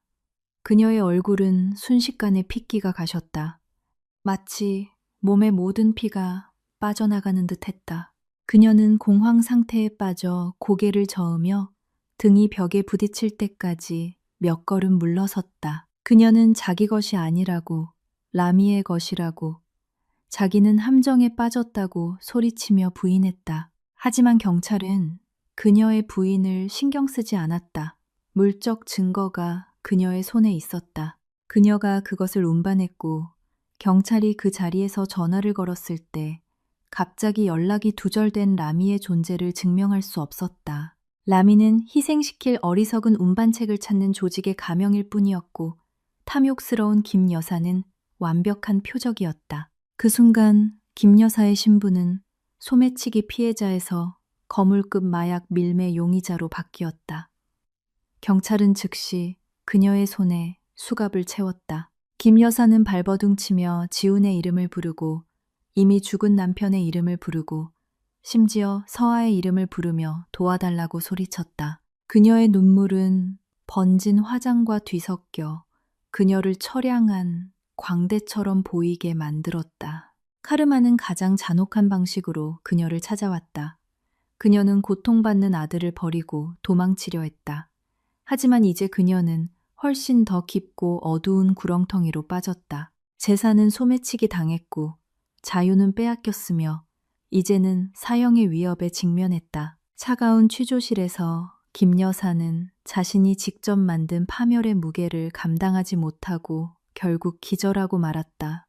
지훈이 수갑을 찬 채 이사실에서 끌려나간 지 3개월이 지났다.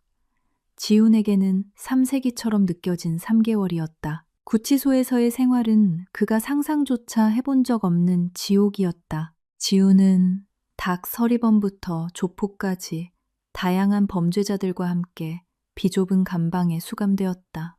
푹신한 침대도 시원한 에어컨도 맛있는 음식도 없었다. 차갑고 축축한 시멘트 바닥, 거의 청소하지 않는 화장실에서 나는 지독한 오줌 냄새, 그리고 종종 쉬어버린 반찬과 함께 나오는 맛없는 배식만이 있을 뿐이었다.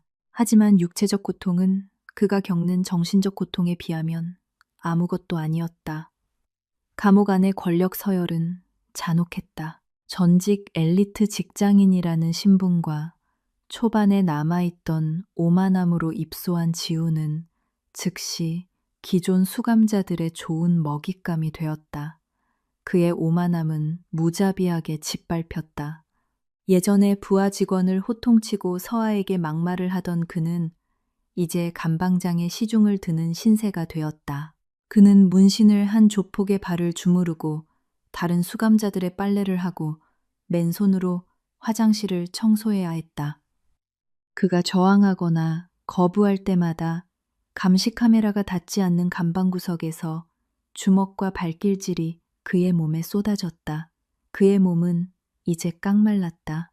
얼굴은 광대뼈가 튀어나오도록 야위었고 피부는 열악한 위생 때문에 생긴 멍과 피부병으로 가득했다. 매일 밤 지우는 가장 더러운 감방 구석에 웅크리고 앉아 소리 없이 울었다. 그는 어머니가 와서 자신을 구해줄 것이라는 순진한 희망을 아직 품고 있었다.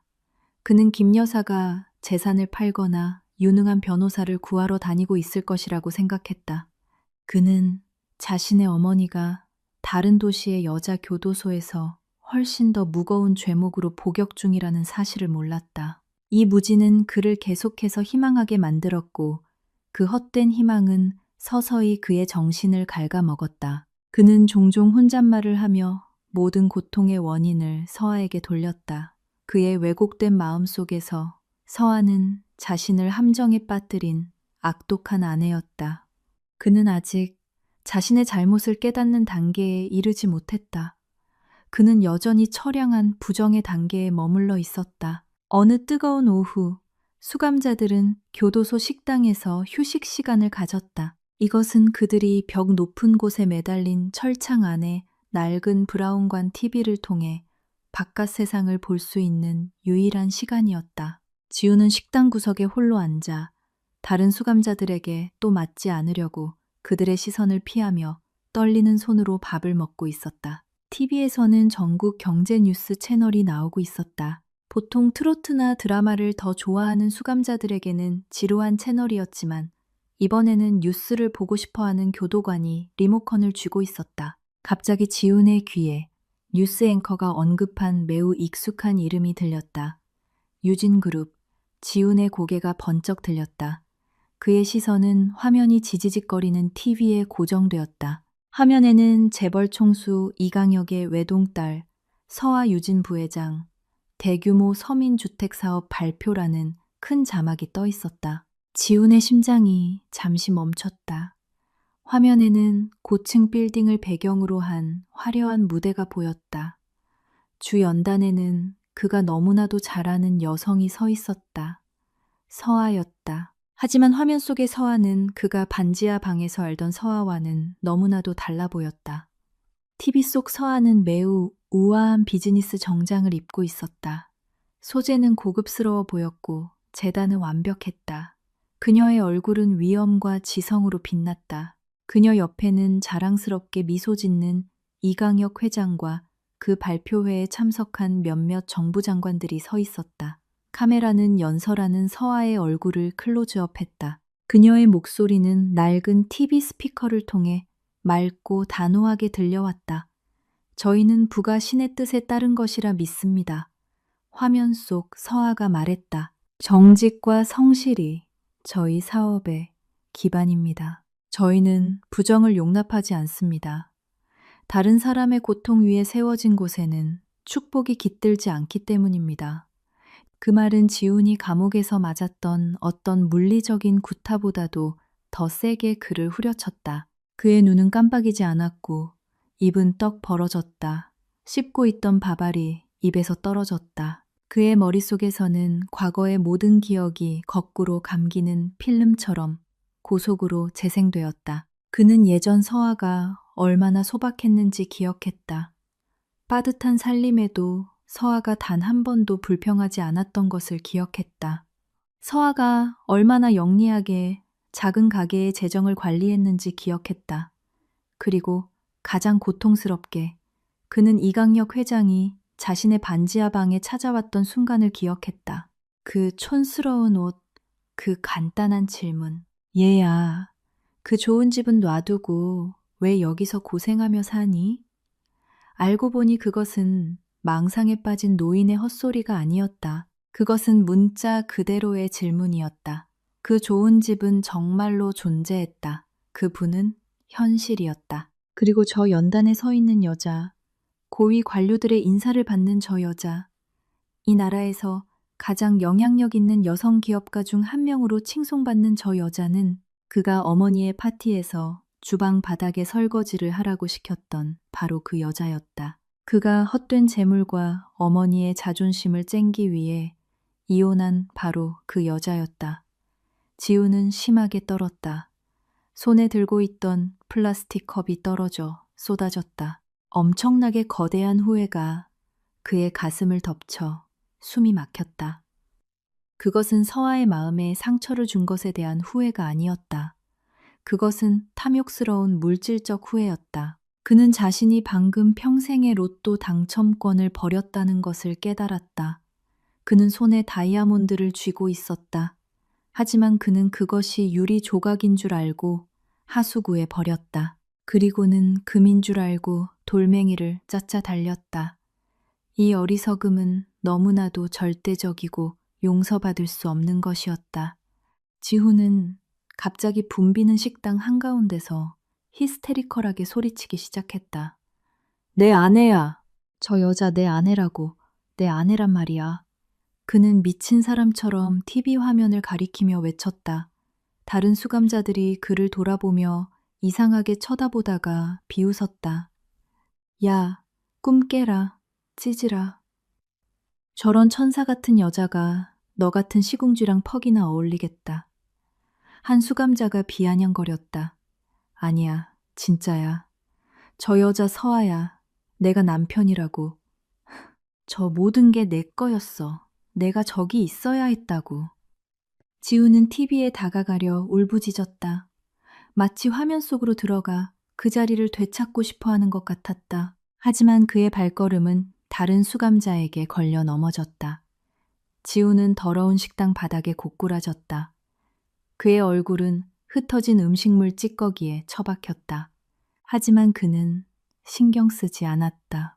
그는 계속해서 울며 서아의 이름을 외치고 자신의 소나귀에서 사라진 돈의 액수를 외쳐댔다. 교도관들이 와서 이성을 잃은 지훈을 끌고 갔다. 지훈은 발버둥 쳤다.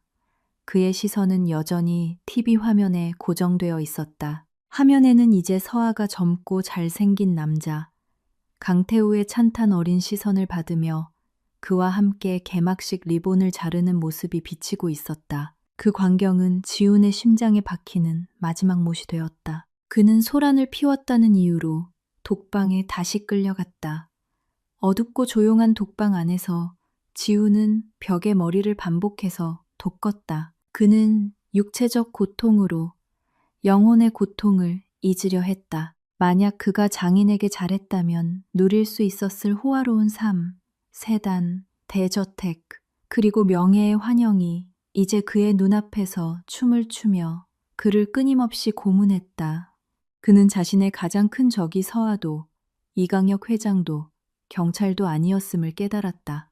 그의 가장 큰 적은 자신의 탐욕과 오만함이었다. 그리고 이제 그는 그 오만함의 대가를 자신이 버린 여인이 하늘 높이 날아오르는 것을 지켜보며 감옥에서 썩어가는 남은 인생으로 치러야 했다.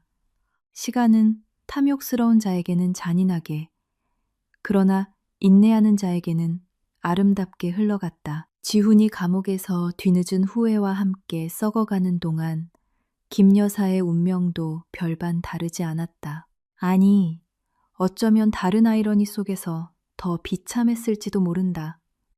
길고 지루한 법적 절차를 거친 후 김 여사는 마침내 여자 교도소에서 출소했다.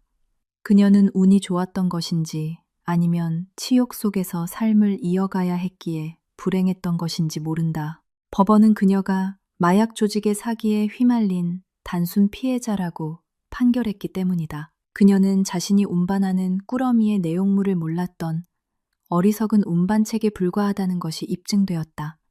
게다가 라미의 조직을 폭로한 그녀의 증언 덕분에 상당한 감형을 받았다. 그러나 그 자유가 더 나은 삶으로 가는 티켓은 아니었다.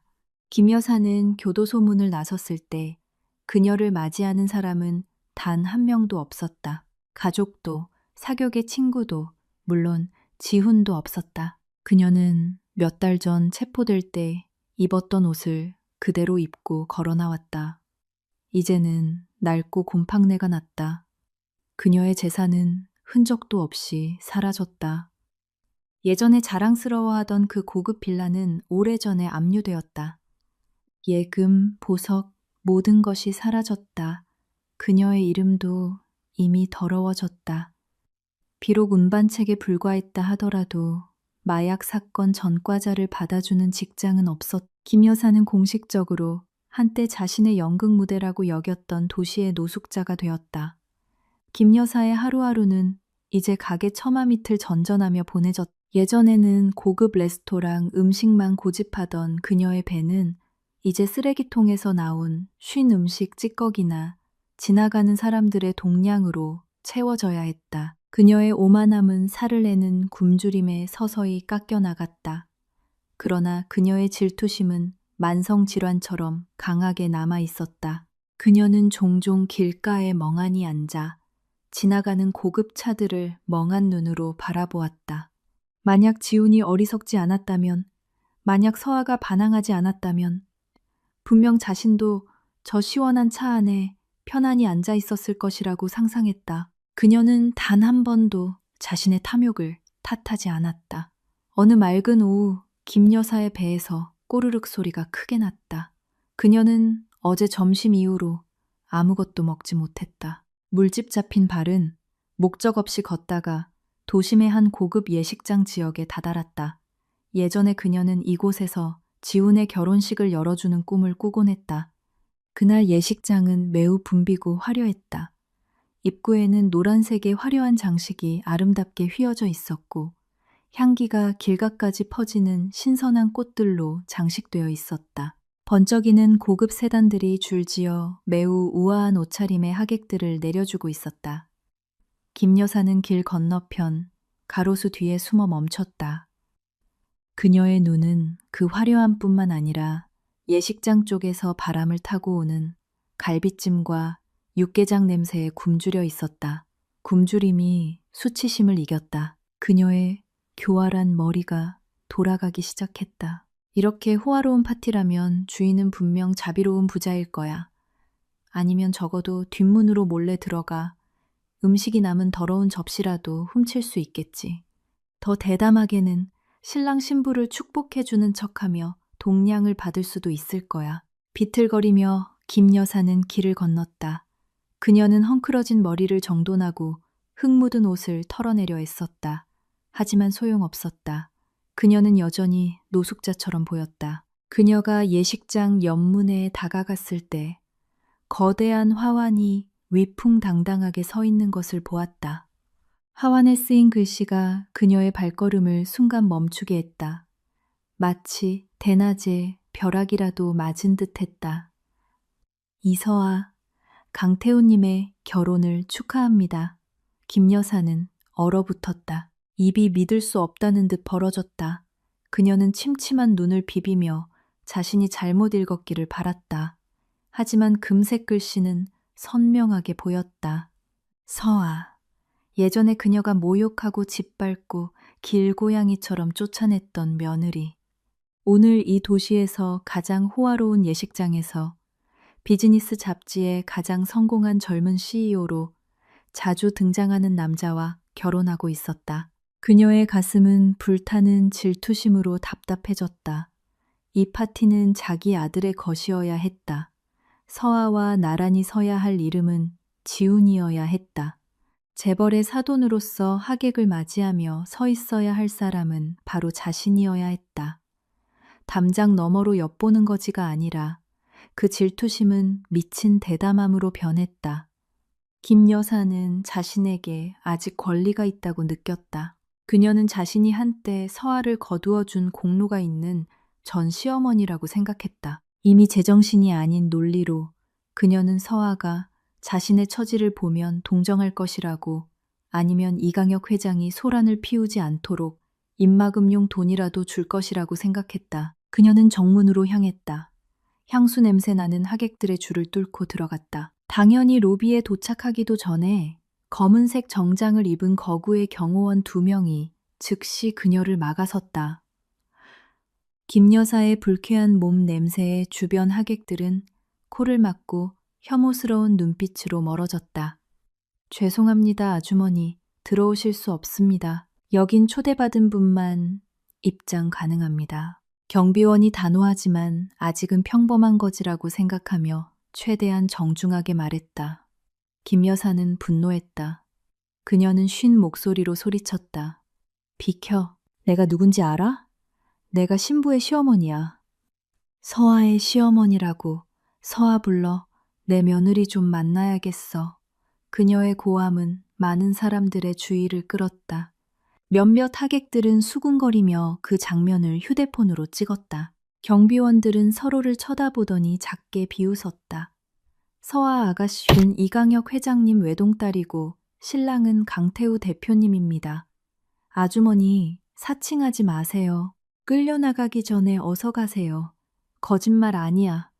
예전에 서아는 내 아들 아내였어. 불러. 날 만나고 싶어 할 거야.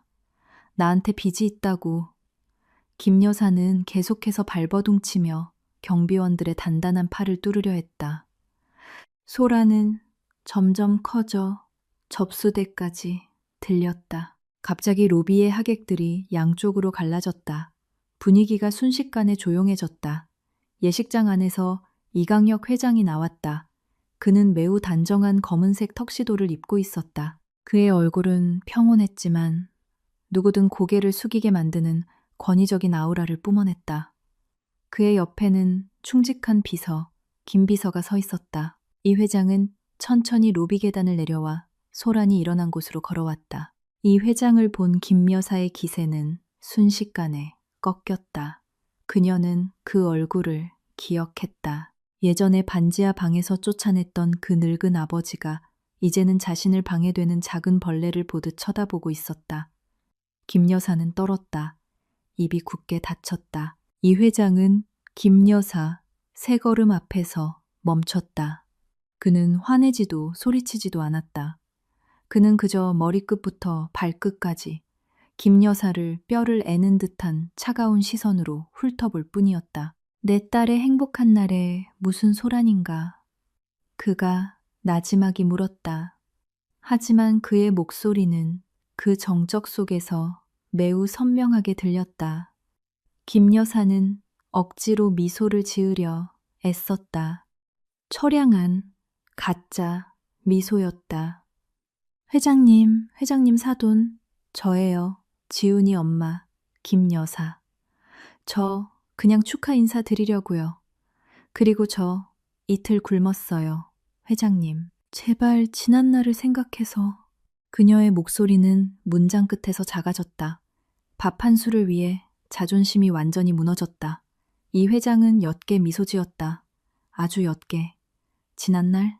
그가 되물었다. 네가 내 딸을 모욕했던 지난날? 네가 내 딸에게 바닥에 떨어진 음식을 주워 먹으라고 시켰던 그 지난날 말인가? 김 여사는 창백해졌다. 그녀는 이 회장이 그 사건의 세세한 부분까지 기억하고 있을 줄은 몰랐다. 김 비서, 이 회장이 돌아보지 않고 불렀다. 네, 회장님. 김 비서가 재빨리 대답했다. 이 손님이 배가 고프다니 그녀에게 걸맞은 음식을 주게. 예전에 그녀가 내 딸에게 베풀었던 그 수준에 맞춰서. 김 비서가 알았다는 듯 고개를 끄덕였다. 그는 잠시 경비 초소 뒤로 갔다가 스티로폼 도시락 상자 하나를 들고 돌아왔다. 하지만 그것은 새 도시락이 아니었다. 경비원이 반쯤 먹다 남긴 도시락이었다. 뼈만 남은 닭고기와 차가운 국물에 젖은 밥이 조금 남아 있었다. 김 비서는 그 상자를 김 여사의 손에 쥐어주었다. 자, 아주머니, 오늘 아주머니의 복입니다. 김 비서가 무표정하게 말했다. 김 여사는 손에 들린 남은 밥 도시락을 멍하니 쳐다보았다. 눈물이 주르륵 흘렀다. 그녀는 수백 명의 부자들 앞에서 모욕당했다. 그녀는 예전에 자신의 고급 빌라 파티에서 서아를 대했던 것과 똑같이 대우받았다. 카르마는 그냥 온 것이 아니라 그녀의 뺨을 번갈아 후려쳤다. 저 여자 데리고 가게. 더 이상 경치를 망치게 두지 말게. 이 회장이 명령하고는 뒤도 돌아보지 않고 다시 예식장 안으로 들어갔다. 경호원들이 즉시 김 여사를 예식장 구역 밖으로 끌고 갔다. 김 여사는 더 이상 저항하지 않았다. 기력이 다 빠졌다. 그녀는 어두운 큰 길가까지 끌려갔다. 그곳 희미한 가로등 아래에서 김 여사는 무릎을 꿇고 그 남은 밥도시락을 들고 앉았다. 굶주림이 너무 심해서 그녀에게는 다른 선택이 없었다. 흐느껴 울며 떨리는 손으로 그녀는 그 남은 밥을 먹기 시작했다. 한 숟갈 한 숟갈이 가시를 삼키는 것 같았다. 멀리서 예식장 안에서 우레와 같은 박수 소리와 오케스트라 음악이 들려왔다. 그것은 절정에 달한 서아의 행복을 알리는 소리였다. 한편 그녀 자신은 스스로 판 치욕의 구렁텅이에 빠져 있었다. 5년은 세상의 얼굴을 바꾸기에 충분한 시간이었다. 그러나 지훈에게 그 5년은 정신적 고통으로 가득 찬 시간의 터널을 건너는 긴 여정이었다. 그날 아침 교도소의 정문이 활짝 열렸다. 지훈은 밖으로 걸어나와 반세기 만에 처음으로 자유의 공기를 마셨다. 하지만 그 자유의 공기는 그에게 상쾌하게 느껴지지 않았다. 무겁고 억압적으로 느껴졌다. 지훈은 더 이상 거만하고 말쑥한 젊은이가 아니었다. 그의 몸은 이제 깡말랐고 등은 약간 굽었으며 아직 그리 늙지 않은 나이에도 머리카락은 희끗희끗했다. 그의 얼굴은 깊은 고통의 주름으로 장식되어 거칠고 칙칙했다. 입소 첫 해의 싸움으로 이가 몇 개 빠졌다. 그는 검은 비닐봉지 하나에 낡은 옷 2벌을 담아 들고 나왔다. 그를 마중 나온 사람은 아무도 없었다. 그는 동료 수감자로부터 어머니 김 여사가 1년 전 길거리에서 심한 폐렴으로 돌보지 못한 채 죽었다는 소식을 들었다. 그 소식에 지훈의 마음은 무감각해졌다. 그는 이제 이 세상에 정말로 혼자였다. 지훈은 새 삶을 시작하려 애썼다. 그러나 회사 자금 횡령 전과자라는 꼬리표는 그를 어디에서나 거부당하게 만들었다. 경비원으로 지원했지만 거절당했고 가게 점원으로 지원했지만 쫓겨났다. 심지어 건설 현장 인부로 지원해도 시멘트를 훔칠 것이라는 의심을 받기 일쑤였다. 결국 그는 정처 없이 떠돌며 가게 처마 밑에서 자고 사람들의 동량으로 먹고 살았다.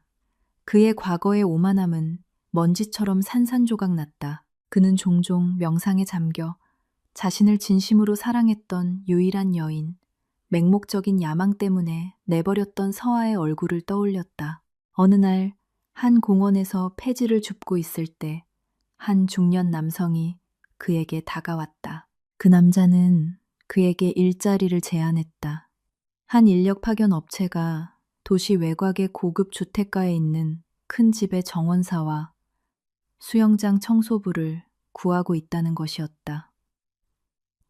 조건은 많지 않았다. 열심히 일하고 정직하며 말이 없으면 되었다. 월급은 꽤 괜찮았고 먹고 살며 작은 쪽방을 빌리기에 충분했다. 이미 절망에 빠진 지우는 별 생각 없이 즉시 그 제안을 받아들였다.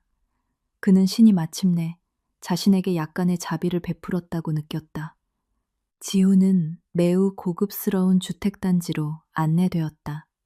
그가 일하게 될 집은 단순한 집이 아니라 높은 담장과 매우 넓은 정원으로 둘러싸인 현대적인 저택이었다.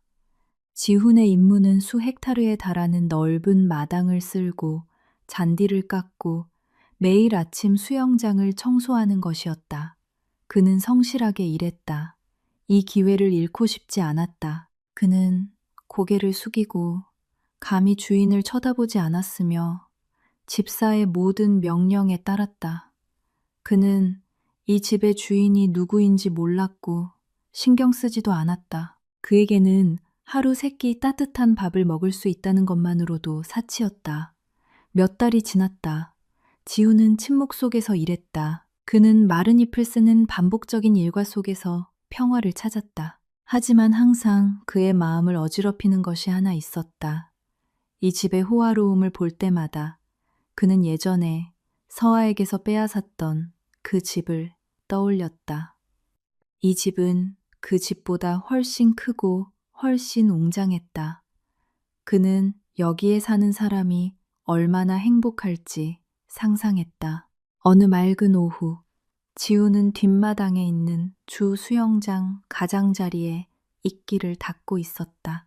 그 수영장은 오후의 하늘을 반사하는 맑고 푸른 물로 매우 아름다웠다. 갑자기 정원 옆 차고로 부드러운 자동차 엔진 소리가 다가오는 것을 들었다. 매우 비싼 고급 차의 소리였다. 지후는 집사의 지시에 따라 주인의 눈에 띄지 않도록 옆으로 비켜서려 했다. 하지만 어린아이들의 청아한 웃음소리를 듣고 그의 발걸음이 멈췄다. 할아버지, 할아버지가 테라스에 계세요. 한 어린아이가 외쳤다. 지우는 호기심에 살짝 고개를 돌렸다. 긴 검은색 리무진 세단에서 잘생기고 늠름한 남자 강태우가 내렸다. 그는 매우 우아한 여성에게 문을 열어주었다. 그 여성은 파스텔 톤의 긴 드레스에 어울리는 스카프를 두르고 있었다. 그녀의 얼굴은 모성애와 완벽한 행복으로 빛났다. 지우는 심장이 뱉는 듯했다. 손에 들고 있던 빗자루가 바닥에 떨어지며 꽤 큰 소리를 냈다. 그 여성은 서아였다. 서아는 5년 전보다 훨씬 더 아름다워 보였다. 그녀는 성숙하고 평온하며 사랑이 가득해 보였다. 그녀는 남자아이와 여자아이, 두 어린아이의 손을 잡고 있었고 아이들은 집 테라스를 향해 즐겁게 달려갔다. 그 웅장한 테라스에는 이강혁 회장이 흔들의자에 앉아 손주들을 맞이하기 위해 팔을 벌리고 있었다. 서아, 지훈이 무의식 중에 속삭였다. 그의 목소리는 쉬고 떨렸다. 빗자루가 떨어지는 소리가 강태우의 주의를 끌었다. 그는 수영장 쪽을 돌아보고는 서아에게 무언가 속삭였다. 서아가 천천히 돌아보았다. 그녀의 눈이 지훈의 눈과 마주쳤다. 지훈은 숨을 참았다. 그는 서아가 화를 내거나 욕을 하거나 적어도 증오의 표정을 보여주기를 바랐다. 그는 그 분노를 받아들일 준비가 되어 있었다. 그러나 일어난 일은 증오보다 훨씬 더 고통스러웠다. 서아는 그를 무표정하게 바라보았다. 분노의 섬광도 원한도 없었지만 그렇다고 아는 채도 하지 않았다. 그녀의 시선은 텅 비어 있었다. 마치 지훈이 그 정원의 돌 조각상이나 마른 나무인 것처럼, 마치 지훈이 그녀의 인생 역사에 존재한 적이 없는 것처럼. 서아는 주인이 낯선 하인에게 하듯 정중하게 살짝 고개를 끄덕이고는 다시 남편과 아이들에게 다정한 미소를 지었다. 그녀는 몸을 돌려 따뜻한 자신의 궁전 같은 집 안으로 걸어 들어갔고 수영장가에 얼어붙은 지훈을 남겨두었다. 그 태도는 지훈을 산산조각 냈다. 그는 서아에게 자신이 이제 아무것도 아니라는 것을 깨달았다. 그는 미움받을 자격도 없었다. 누군가를 미워하려면 그를 기억해야 하기 때문이다. 서아는 이미 지훈을 자신의 기억에서 완전히 지워버렸다. 지훈은 그저 의미 없는 먼지일 뿐이었다. 지훈이 더러운 뺨에 눈물을 흘리기 시작하며 굳어있을 때 이강혁 회장이 천천히 그에게 다가왔다. 그 노인은 머리가 하얗게 새었음에도 여전히 위풍당당해 보였다. 그는 지훈 옆에 서서 방금 닫힌 집 문 쪽을 함께 바라보았다. 일은 어떤가? 지훈 군, 월급은 충분한가? 이 회장이 조롱하는 기색 없이 그러나 억압적인 힘이 담긴 낮은 목소리로 물었다. 지훈은 무릎을 꿇었다. 그는 이 회장의 발에 입을 맞추며 흐느껴 울었다. 아버님, 죄송합니다. 용서해 주십시오. 제가 잘못했습니다. 후회합니다. 이 회장은 발을 빼지 않았지만 그를 일으켜 주지도 않았다. 그는 지훈이 땅바닥에서 울도록 내버려 두었다. 나를 아버님이라 부르지 말게. 그 권리는 자네가 5년 전에 버렸네. 이 회장은 긴 한숨을 내쉬며 오후의 하늘을 바라보았다. 자네가 왜 여기서 일할 수 있게 됐는지 아나? 그 인력 파견 업체는 내 회사 소유일세. 내가 그들에게 자네를 고용하라고 시켰네. 내가 집사에게 자네를 이 정원에 배치하라고 했지. 지훈이 고개를 들었다. 그의 얼굴은 눈물과 콧물로 젖어 있었다. 왜요? 왜 이런 일을 하셨습니까? 왜 절 그냥 길거리에서 죽게 내버려 두지 않으셨습니까? 이 회장이 고개를 숙여 지훈의 눈을 깊이 들여다보았다. 죽음은 너무 쉽기 때문일세, 지훈군. 감사할 줄 모르는 자에게 가장 좋은 형벌은 감옥이 아니라 후회니까. 이 회장은 거실의 큰 창문을 가리켰다. 그곳에는 따뜻한 크리스털 샹들리에 아래에서 서아와 강태우, 그리고 아이들이 행복하게 웃고 있는 실루엣이 보였다. 완벽한 가족의 모습이었다. 나는 자네가 평생 여기서 일하기를 원하네. 자네를 해고하지 않을 걸세. 먹을 것과 살 곳을 주겠네. 하지만 그 대가로 매일 아침, 매일 오후 자네는 저 광경을 봐야 하네. 이 회장이 단호한 어조로 말했다. 자네가 예전에 내버렸던 여인이 자네보다 나은 남자에게 여왕처럼 대우받는 것을 봐야 하네. 자네의 아이가 될 수도 있었을 아이들이 다른 남자를 아버지라고 부르는 것을 봐야 하네. 그 후회를 평생 매 순간 즐기게. 그것이 바로 자네에게 주어진 지상의 지옥일세.